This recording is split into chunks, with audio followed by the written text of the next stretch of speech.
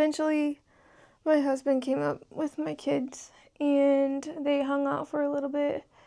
I was obviously exhausted because I had not gotten any sleep after work. I had worked the full 12 hours prior to this. And then I was trying to get some rest like before my family got there, but I was having such a hard time. I was so anxious. I was so distraught. I was emotionally like just a disaster, and I was like apologizing to my nurses the next day and all the things because I was awful. The doctor who I had seen in clinic made it very clear to every provider that I was going to see that I had to cancel my family vacation to get this done. And everybody knew the second they walked in that they were to essentially apologize to me that this was happening because they were very sad for me that I was not leaving. I just found that funny because everybody already knew. And it was probably because I basically yelled at the poor man in the office. Not that it was his fault or my fault or anybody's fault. It was not anything that anybody could have done. It was just the situation at hand at that point.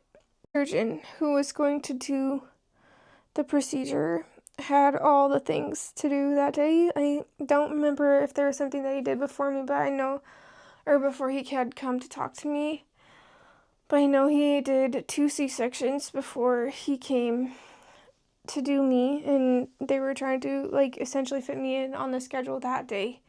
I was told it would either be like Monday or like Tuesday first thing in the morning, and they wanted to do it Monday in the afternoon, so 4 o'clock was my time, and that's when they came to get me to do it. My family kind of hung with me until they came to get me, to take me, and my kids, they're amazing. They took it really well that we weren't going to be able to go on our trip, and they kind of understood that like mommy needed to be in the hospital to keep the twins safe, and we kind of went from there. We did come to the conclusion that I would do general anesthesia, even though I was terrified about it. I had lots of conversations. They even sent the anesthesiologist up to talk to me in my room, and she was like the sweetest lady ever. I told my husband, anesthesiologists are like top of the line people. Like, they have to know everything, and they are incredible.